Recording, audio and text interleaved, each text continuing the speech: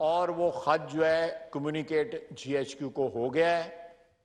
इंशाअल्लाह ताला हो सकता है कल जो है या परसों या 1-2 रोज़ या 3 रोज़ में ये सारे का सारा मरला जो है वो तकमील के उस पर पहुंच जाएगा और ये जो हिजान जो है ये सबसाइड कर जाएगा और उसके बाद इंशाअल्लाह ताला इमरान खान के साथ भी जो है जो 2 हाथ करने हैं वो भी कर लेंगे इंशाअल्लाह ताला।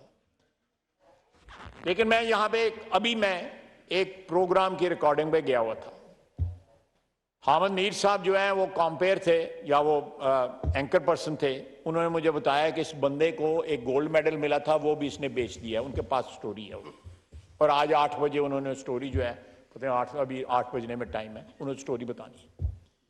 गोल्ड मेडल इंडिया ने दिया, उसने वो भी बेच दिया। अब हिसाब लगाएं ये कितनी बड़ी बदकिस्मती है। हमें उसको ब्लेम नहीं करना चाहिए, अपने गिरबान के अंदर झांकना चाहिए। हम लोगों को जो रूलिंग अशराफिया जो है, हुक्मरान अशराफिया के अफराद हैं, जो हम इंडिविजुअल्स जो हैं जो रूलिंग अशराफिया बनाते हैं, कि इस तरह का शख्स जो है वो बरसरे इक़्तिदार किस तरह है। ये बात नहीं कि तोशा खाने से लोगों ने पहले तोहफे नहीं लिए, पहले भी तोहफे लिए हैं, हर हुकूमत में लिए हैं, हमारी हुकूमत में भी लिए, उससे पहली हुकूमतों ने भी है। पिछले 50, 60, 70 साल का पूरा रिकॉर्ड है। लेकिन तोहफे बेचने वाला बंदा जो है ना वो ये है कि पहले बेचता था, फिर उसके बाद जो है खजाने में पैसे जमा कराता था। जो तारीखें हैं बेचने की और जमा कराने की वो बात साबित करती हैं। मैं बार बार जो है कहता हूं कि मुकदमा करो, अदालत में जाओ, खाली बढ़ के नहीं मारो, अदालत में जाओ ताकि दूध का दूध पानी का पानी हो सके। और अभी और चीजें आ रही हैं। इसने बाकायदा गैर मुल्कों से तहाइफ मिलना जो है उसको करवर बनाया हुआ था इसने। ये किस तरह बरसरे इक़्तिदार आया, किस तरह इंजीनियर किया गया ओवर 10, 12, 15 ईयर्स इसको बरसरे इक़्तिदार लाना। ये बदकिस्मती है इस मुल्क की, इस कौम की, और इसके लिए हम लोग जिम्मेदार हैं। जो मेंबरान हैं या जो हुक्मरान अशराफिया से जिनका ताल्लुक है, जिनके पास किसी ना किसी दौर में इस मुल्क की हुक्मरानी रही, इसमें सिर्फ सियासतदान जो है वो जिम्मेदार नहीं है, इसमें बाकी तमाम तर जो कंपोनेंट्स हैं हमारे पावर स्ट्रक्चर के सारे जिम्मेदार हैं। और उस शख्स को बावजूद इन तमाम बातों के there is a large number of supporters he has in this country.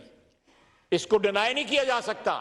आप ये भी देख लें कि इस शख्स को बर्दाश्त करना या उसको लीडर तस्लीम करने वाले लोगों का क्या मॉरल्स होंगे या उनकी क्या सोच होगी।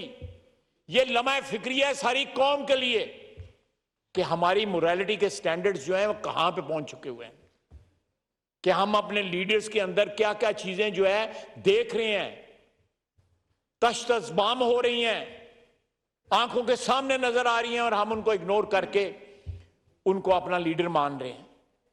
बाकी तो स्टोरियां हैं, कोई सच होंगी, कोई झूठ होंगी, कोई कंस्ट्रक्ट की होंगी, लेकिन ये तो रंगे हाथों पकड़ा गया है।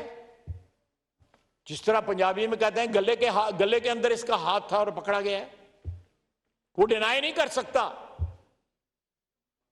और आज देखें, पहले अमरीका इसी हॉल में जब वोट ऑन नो कॉन्फिडेंस हुआ तो उसने कहा यह अमरीकी साजिश है। 2, 4, 5, 6, 7 महीने के बाद उसको यह ख्याल आया कि अमरीका को नाराज नहीं करना चाहिए, और कहता भी रहा, वो जो वीडियो या ऑडियो जो है, कि खेलना है इससे अमरीका का नाम नहीं लेना। वो इंपोर्टेड हुकूमत, बैरूनी साजिश, हकीकी आजादी, वो कहां गए?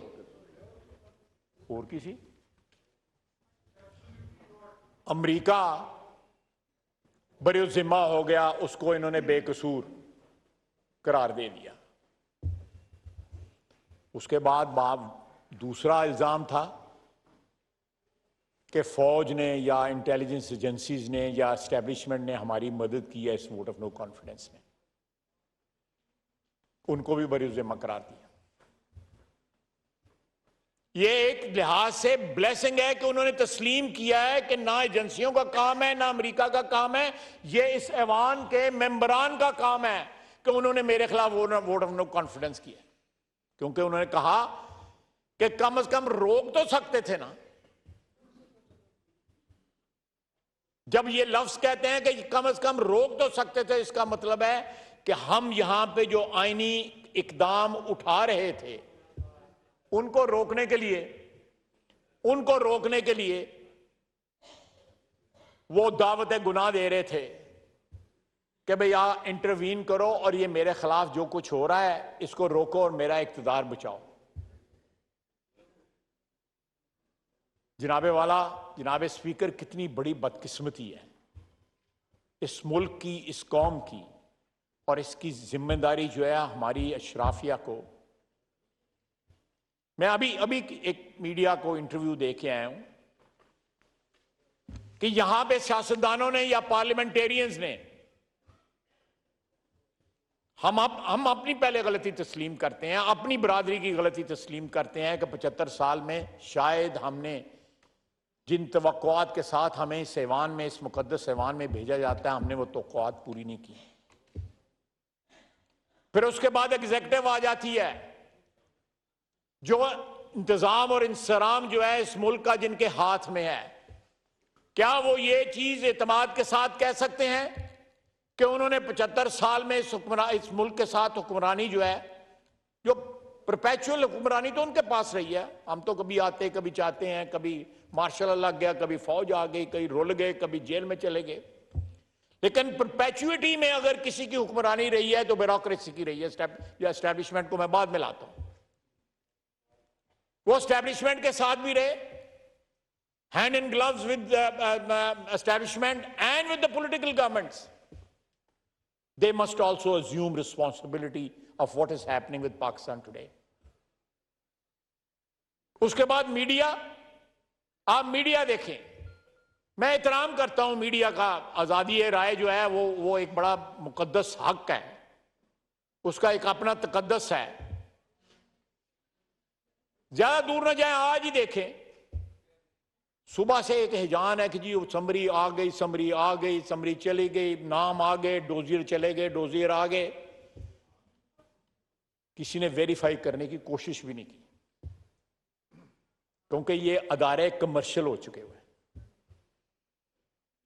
जनाब speaker, 10% of commercial time public service messages के लिए मुख्तस है। पैमरा का लॉ है, पैमरा उसको एनफोर्स नहीं कर रहा।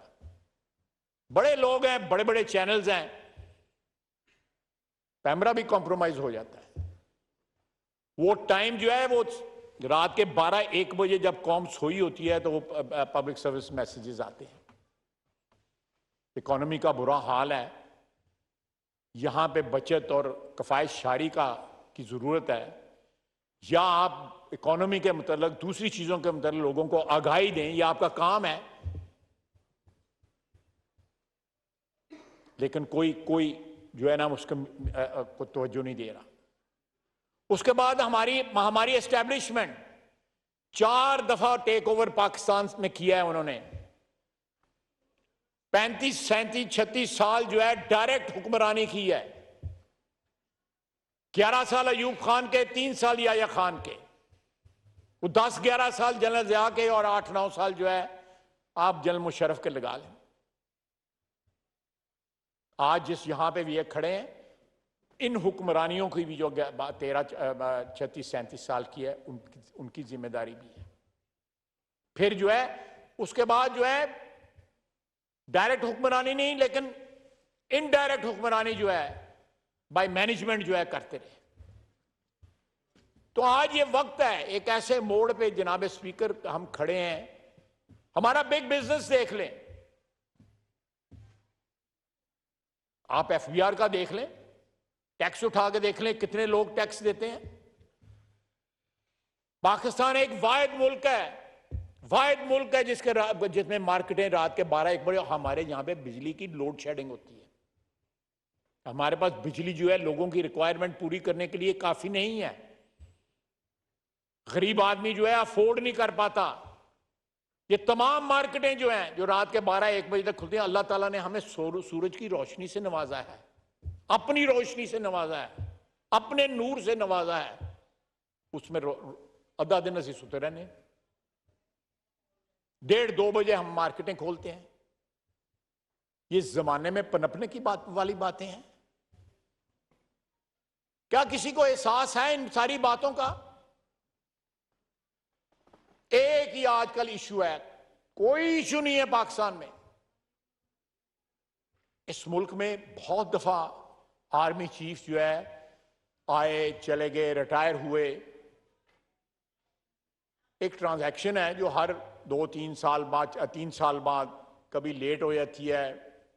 जब हुक्मरान होते हैं वो जो है जनरल ज़िया साहब देख लें, जनरल मुशर्रफ साहब देख लें, जनरल अयूब देख लें, लेकिन ये हिजान जो है ये हमारी कौम को, हमारे मुल्क को, जब ऐसे वक्त में जबकि हमारी इकोनॉमी वीक है, कमजोर है, हम अपने पांव पे माशी तौर पे खड़ा नहीं हो सकते, हम एक ऐसी चीज के बाद, अल्लाह करे इंशाअल्लाह ताला हमारी कोशिश है कि जल्द ये चीज जो है ये मरहला जो है गुजर जाए, ताकि कुछ स्टेबिलिटी की तरफ जो है हम रवां दवां हो सकें। लेकिन मेरी इस फ्लोर से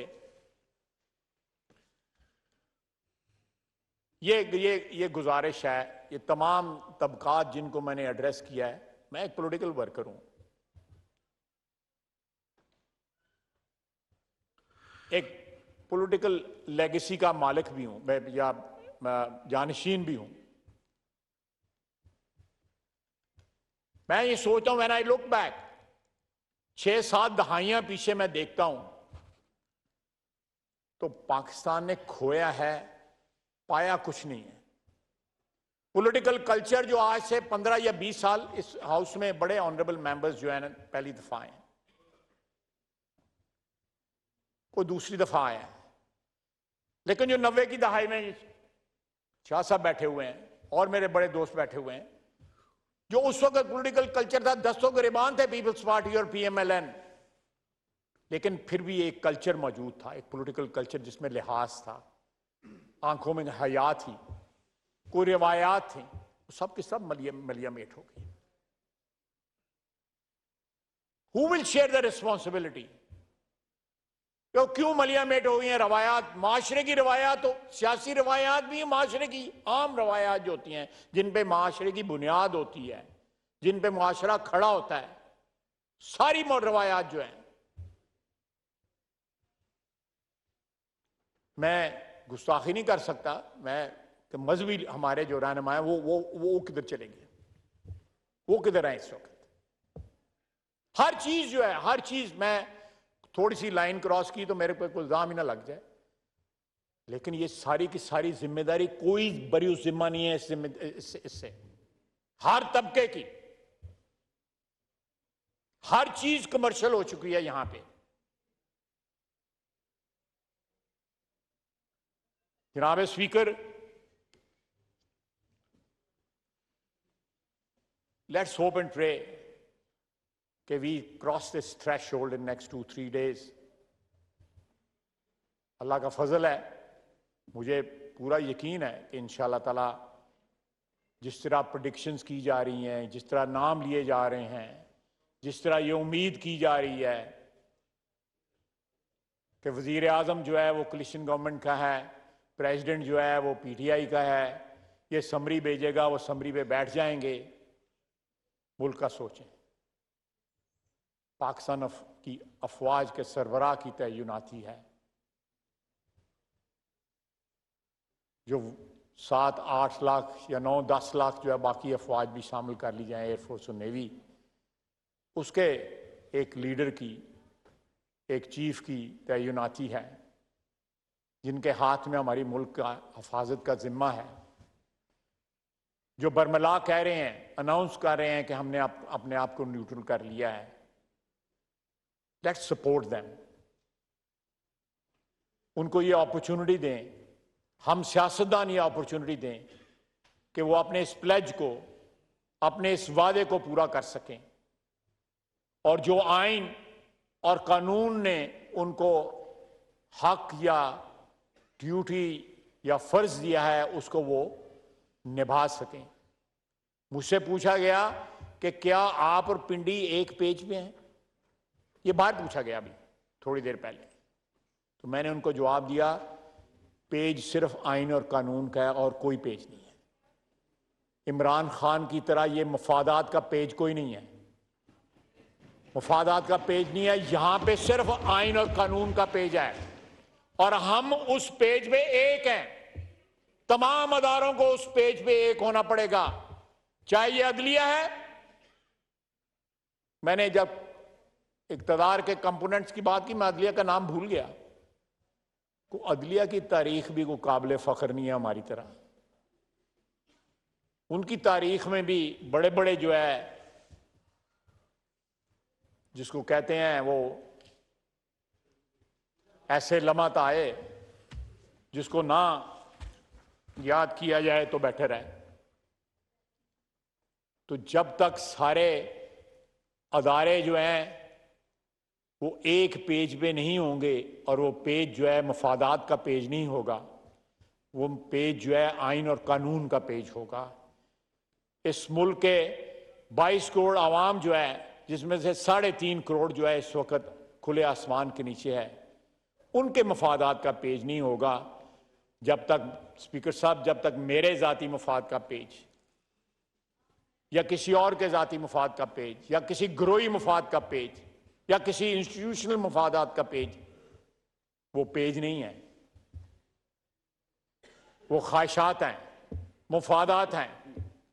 पेज सिर्फ आइन और कानून का पेज है जिसके ऊपर तमाम अदारों का अगर आ जाए एक पेज के ऊपर, जो उम्मीद है, मेरी दुआ भी है, तो इंशाअल्लाह ताला पाकिस्तान के पास इतने वसाइल हैं, कहा जाता है जी हम डिफॉल्ट करने वाले हैं। हम अपनी तबाही की बात इस तरह करते हैं जैसे कोई जश्न मना रहे हो, जैसे कोई खुशी ले, they drive player out of it. जब अपोजिशन में होते हैं they drive player out of it कि जी पाकिस्तान डिफॉल्ट कर जाए, पाकिस्तान में ये आ जाए, पाकिस्तान में तबाही हो जाए। जिस तरह कहते हैं गलियां हो जाए सुंजियां विच मिर्जा यार फिरे, नहीं, इस तरह नहीं होगा। ये गलियां सुंजियां नहीं होंगी, ये गलियां आबाद रहेंगी, ये बाजार आबाद रहेंगे इंशाअल्लाह ताला। ये इस ऐवान का रिजॉल्व है। ये जनाब स्पीकर आपकी जिम्मेदारी है, मेरी जिम्मेदारी है, ये बहन भाई जो सारे बैठे हुए हैं इनकी जिम्मेदारी है। ये हमारा प्लेज है, ये हमारा अहद है, ये हमारी वफा जो है इस मुल्क के साथ, उसकी डिमांड है, उसकी रिक्वायरमेंट है।